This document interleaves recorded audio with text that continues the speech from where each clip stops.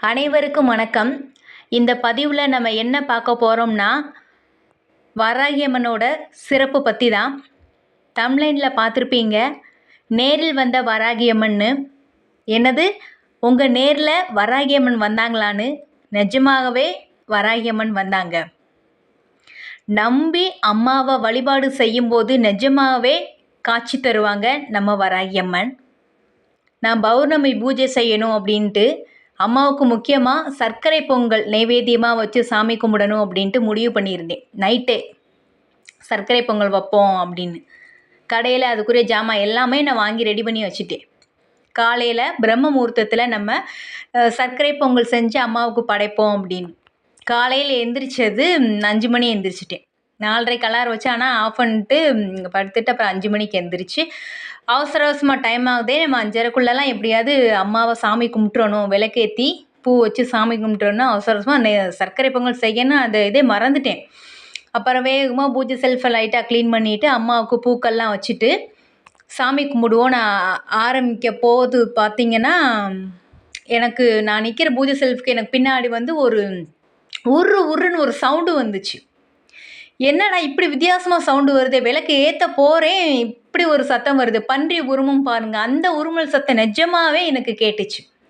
இந்த மாதிரி நான் இத்தனை வருஷமாக நான் வராகி அம்மனை நான் பூஜை செய்கிறேன், எனக்கு இந்த மாதிரி கேட்டதே கிடையாதேன்னு எனக்கே ஒரு பயம் வந்துச்சு. எங்கள் ஹஸ்பண்ட் குழந்தையெல்லாம் தூங்குறாங்க ரூமில், எதுவும் ஆயிடுச்சுன்னு கதை திறந்து பார்க்குறேன், ஒன்றுமே இல்லை.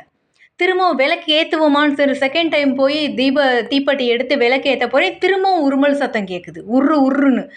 1 செகண்ட் எனக்கு நிஜமாவே பயம் வந்துருச்சு. என்னடா வீட்டில் எப்படி ஒரு உருன்னு சத்தம் கேட்குதே, எனக்கு வராகி அம்மன் எந்த குறையுமே வச்சது இல்லையே, இப்படி ஒரு சத்தம் கேட்குதேன்னு பயம் வந்துருச்சு. அந்த நேரத்தில் வாழ்க்கையில் ஒவ்வொரு ஸ்டெப்லையும் என் தாய் இருந்து தான் எனக்கு எல்லா விஷயத்துலையும் ஹெல்ப் பண்ணாங்க. முதல்ல குலதெய்வம், அடுத்து தான் இஷ்ட தெய்வம்னு சொல்லுவோம். எனக்கு குலதெய்வத்துக்கு நிகராக என் அன்னை வாராகி அன்னை. எல்லா விஷயத்தையுமே நான் ஸ்டெப் எடுத்து தான் நான் போய்கிட்டு இருக்கேன்.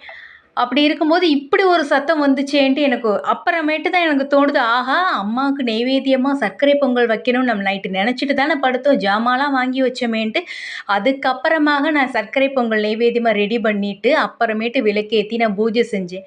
அப்புறம் தான் நினச்சேன், என்னடா அப்புறம் தான் தோணுச்சு எனக்கு, ஆஹா அம்மாவுக்கு நம்ம நைவேத்தியம் செஞ்சு வைக்கணும்னு சொன்னோம், நம்ம செய்ய மறந்து நம்ம வாட்டில் பூஜை பண்ண ஆரம்பிச்சிட்டோன்னு செஞ்சு வச்சதுக்கப்புறம் தான் மன நிம்மதியே எனக்கு வந்துச்சு. இந்த மாதிரி நம்பினோர் கெடுவதில்லைன்னு சொல்லுவாங்க. அந்த மாதிரி சர்க்கரை பொங்கல் நான் செஞ்சு அப்புறம் கொலக்கட்டை செஞ்சேன். அது நீங்கள் பார்க்கணும்னு சொல்லி தான் போட்டிருக்கேன் பாருங்கள். கொலக்கட்டை மேலே அம்மாவோட முகம், கண்கள் தெரியும். இந்த மாதிரி நீங்கள் அனைவருமே வராகி அம்மனை நம்பி வழிபாடு செய்யுங்க. கண்டிப்பாக நீங்கள் நினைக்காது கூட அம்மா உங்களுக்கு கொடுப்பாங்க.